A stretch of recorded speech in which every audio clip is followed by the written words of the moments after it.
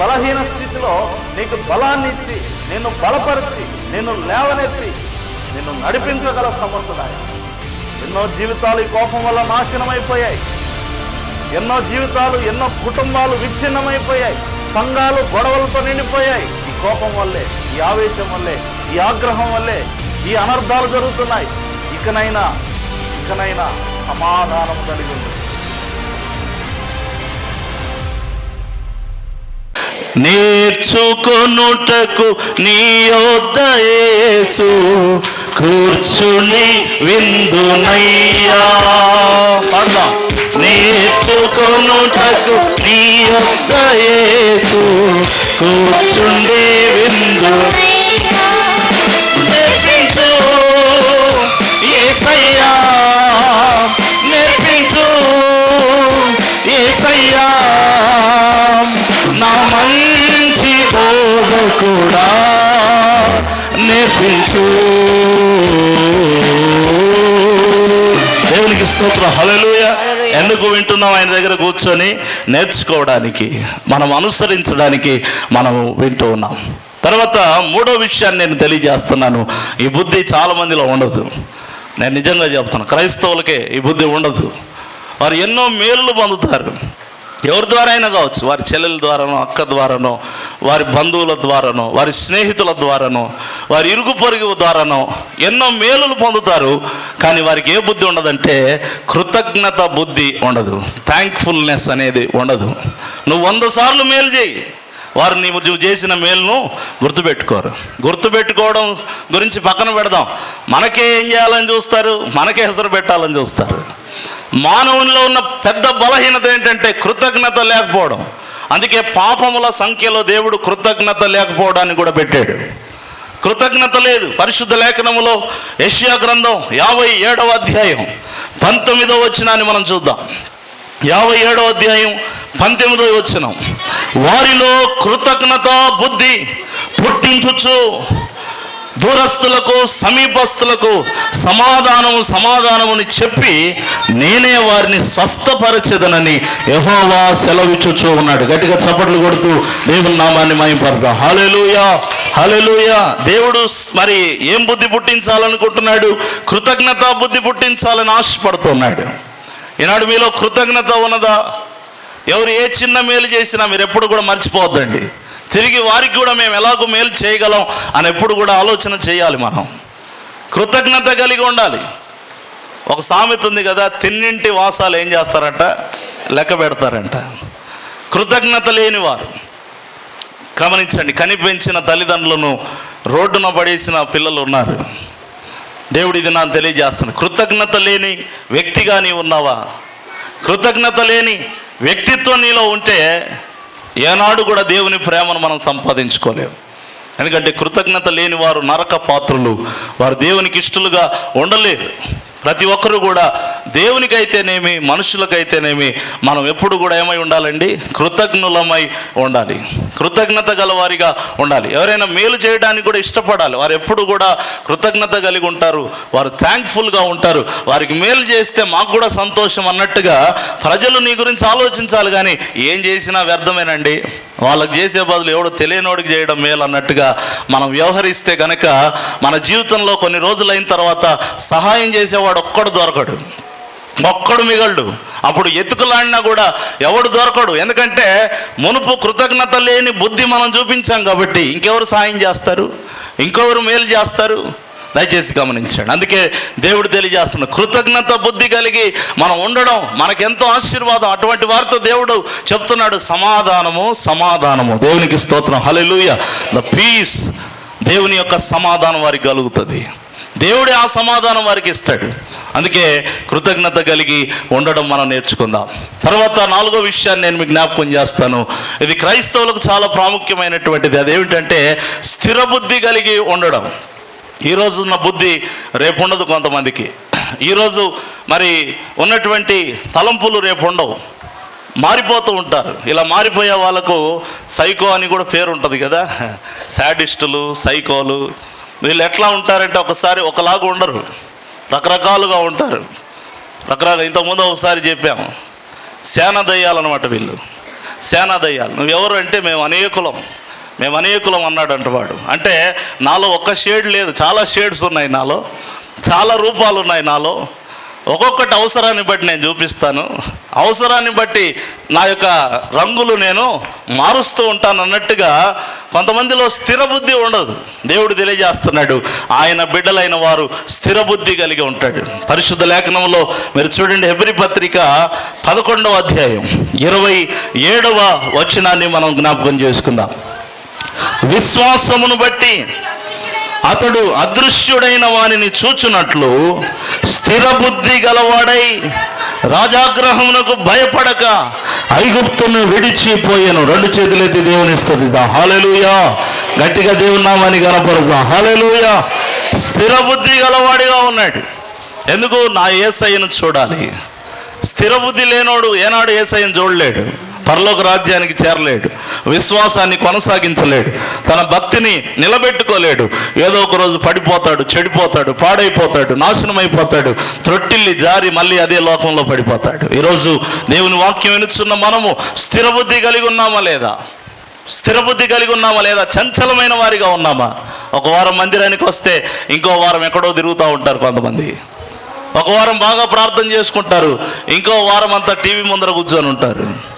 ఎందుకో స్థిర బుద్ధి లేదు, ఒక సరైన నిశ్చయత లేదు, ఒక సరైన స్థిర నిర్ణయం లేదు.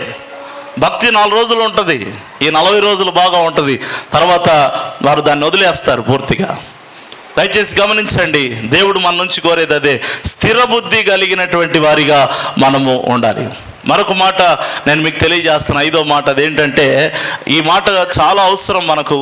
ఎందుకంటే అపవాది అనేక రీతులుగా మనల్ని భయపెట్టాలని, మనలను మరి కృంగదీయాలని, మనలను పడగొట్టాలని చూస్తూ ఉన్నప్పుడు మనకు ఉండాల్సిన బుద్ధి ఏంటి చెప్పండి? మీరే చెప్పాలి. ఏంటి ఆ బుద్ధి? నిబ్బరమైన బుద్ధి గలవారై అన్నాడు. చప్పట్లు కొడుతూ దేవుని స్తుతిద్దాం. హల్లెలూయా.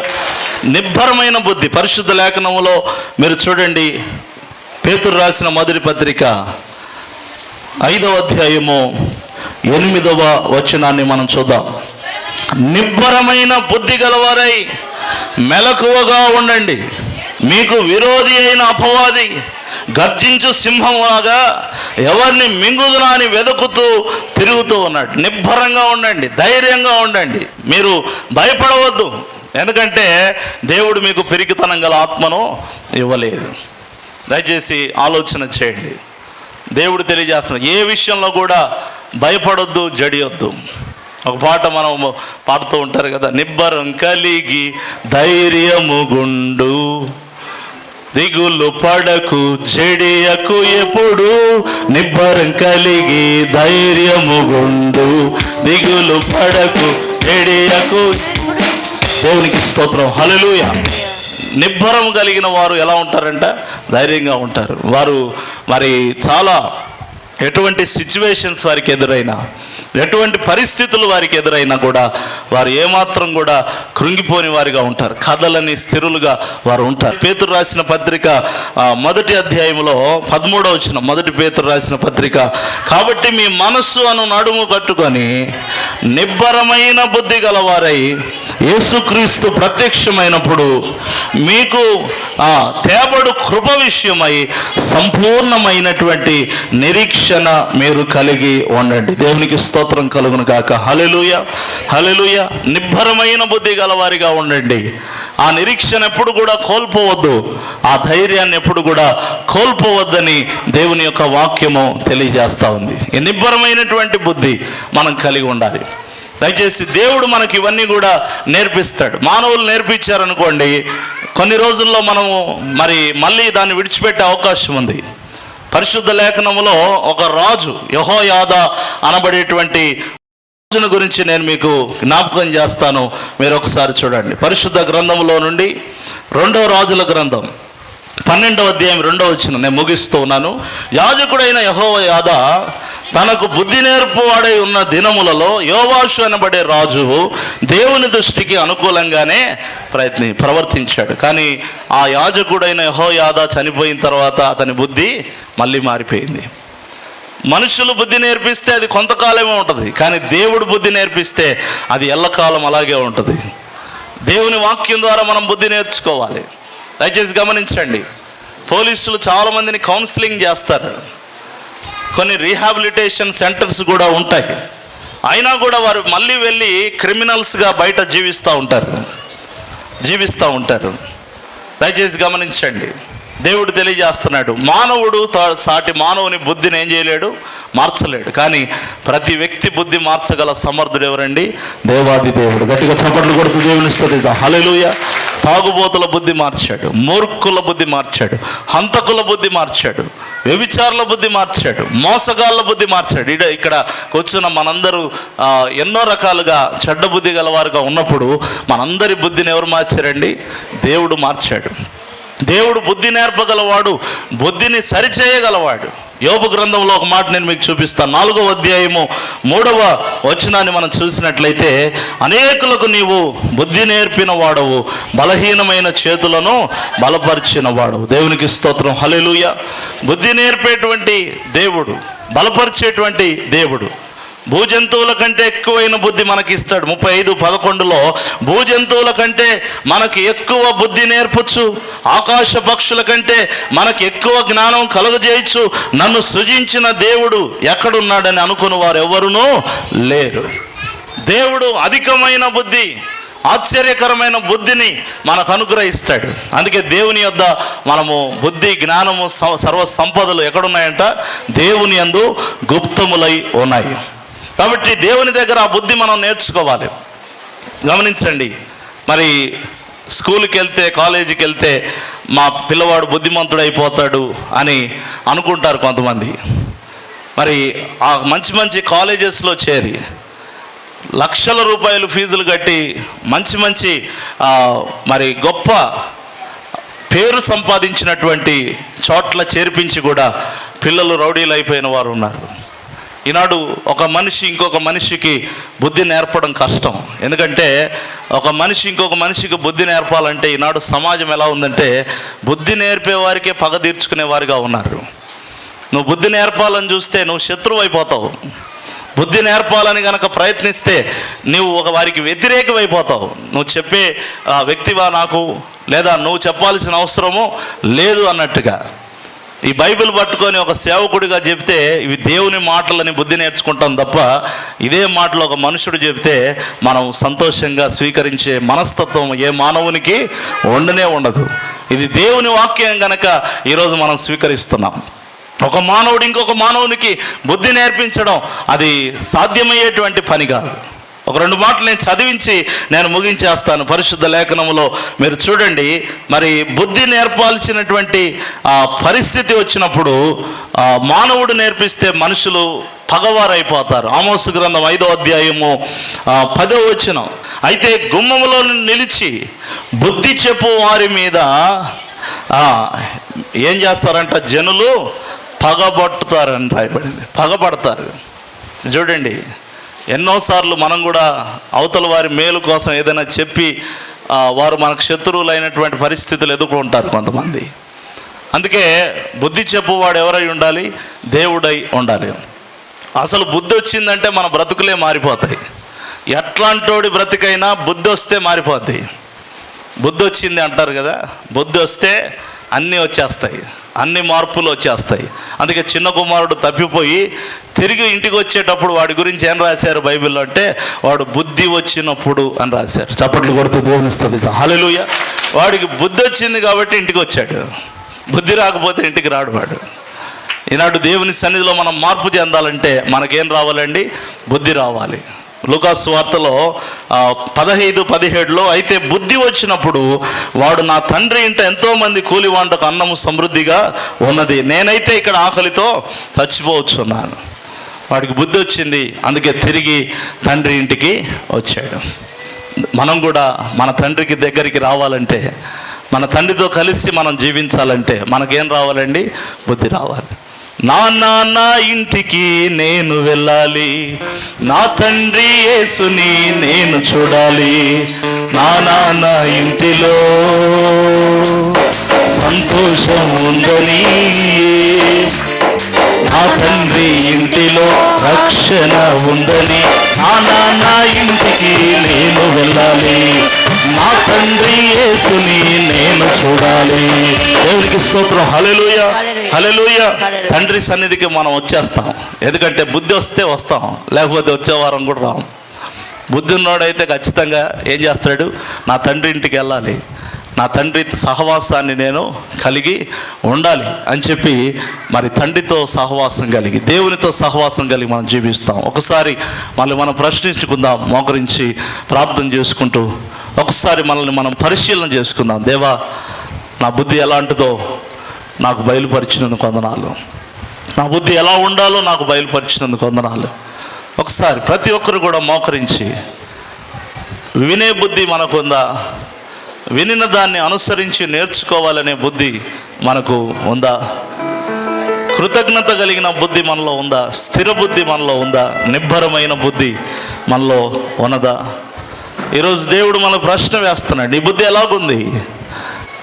నీ బుద్ధి విషయమై నీవు సరిచేసుకోగలిగితే నీ బుద్ధి నిన్ను కాపాడుతుంది, నీ యొక్క బుద్ధి నిన్ను ఆశీర్వదిస్తుంది, నీ బుద్ధి దేవుని యొక్క తోడు నీకు ఉండేలా చేస్తుంది. ఒకవేళ బుద్ధి బాగలేని వ్యక్తిగా నీవు ఉన్నట్లయితే, ప్రభా నన్ను క్షమించు నాయనా, నన్ను బలపరచయ్యా అని ప్రార్థన చేసుకుందాం. ప్రతి ఒక్కరు హృదయపూర్వకంగా మనవి చేద్దాం.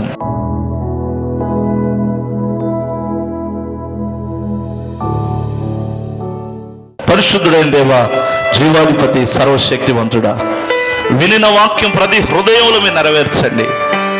మా బుద్ధి ఎలాంటిదో మీరు సమస్తం ఎరిగిన దేవుడో కనుక ఈరోజు మాతో మాట్లాడారు, మమ్మల్ని మీరు బలపరిచారు, మా బుద్ధి ఎలా ఉండాలో మాకు నేర్పించారయ్యా. ప్రతి ఒక్కరిని మీరు సరిచేయండి, ప్రతి ఒక్కరిని మీరు మార్చండి. మీకు అసాధ్యమైంది ఏది లేదు. ఎలాంటి వారినైనా మీరు మార్చే సమర్థుడవయ్యా, నీకు స్తోత్రాలు.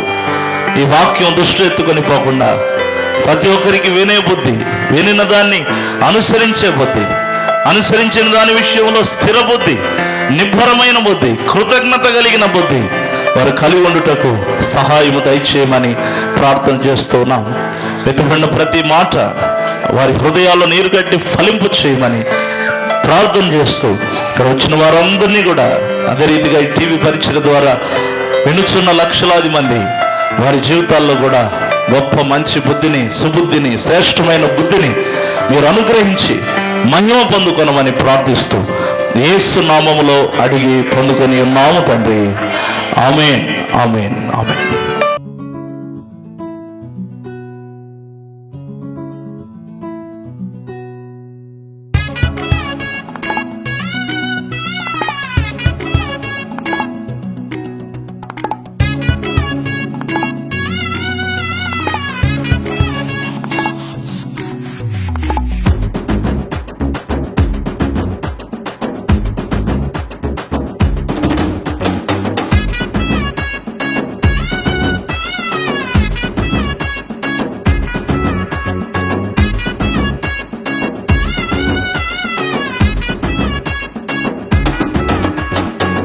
యేసు పుట్టెను, రాజు పుట్టెను, పశుల పాకలో జన్మించెను, పాపం బాపును రక్షణ దొరికెను, ప్రభువే మనకై దిగి వచ్చెను. రారే జనులారా, ఇది ఏ శుభవార్త, యేసుని నామమును ఘనపరిచేదం. రారే జనులారా, ఇది ఏ శుభవార్త, యేసుని నామమును ఘనపరిచేదం. యేసు పుట్టెను, రాజు పుట్టెను, పశుల పాకలో జన్మించెను, పాపం బాపును రక్షణ దొరికెను, ప్రభువే మనకై దిగి వచ్చెను.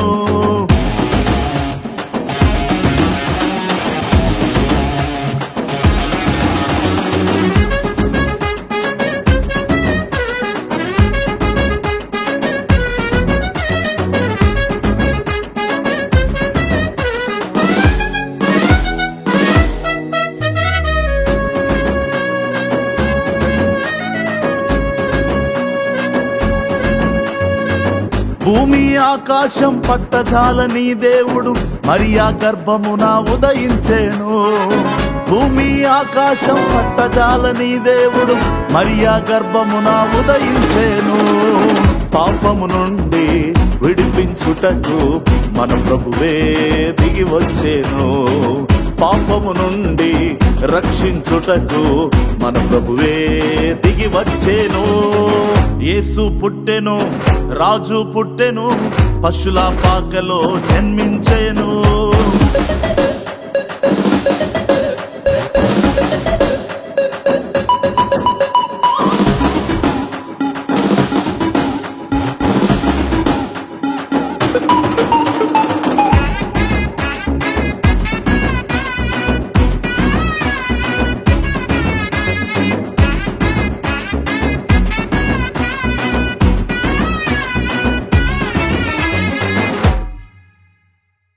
సంతోషించెదం, ఆనందించెదం, దావీదు వలెనే నాట్యము చేసెదం. సంతోషించెదం, ఆనందించెదం, దావీదు వలెనే నాట్యము చేసెదం. యేసు ఒక్కడే పాపం బాపునని జగమంతా చాటి చెప్పెదం. యేసు ఒక్కడే పాపం బాపునని జగమంతా చాటి చెప్పెదం. యేసు పుట్టెను, రాజు పుట్టెను, పశుల పాకలో జన్మించెను. పాపం బాపును, రక్షణ దొరికెను, ప్రభువే మనకై దిగి వచ్చేను.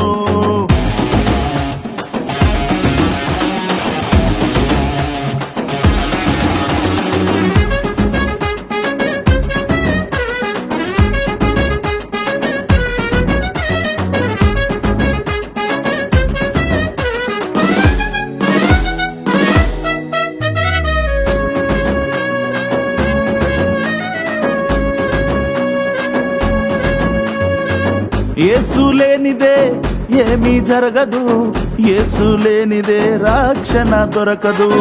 యేసు లేనిదే ఏమీ జరగదు, యేసు లేనిదే రక్షణ దొరకదు. రాజువైనా రారాజువైనా యేసు లేనిదే సమస్తము వ్యర్థమే. రాజువైనా రారాజువైనా యేసు లేనిదే సమస్తము వ్యర్థమే. యేసు పుట్టెను, రాజు పుట్టెను, పశుల పాకలో జన్మించెను.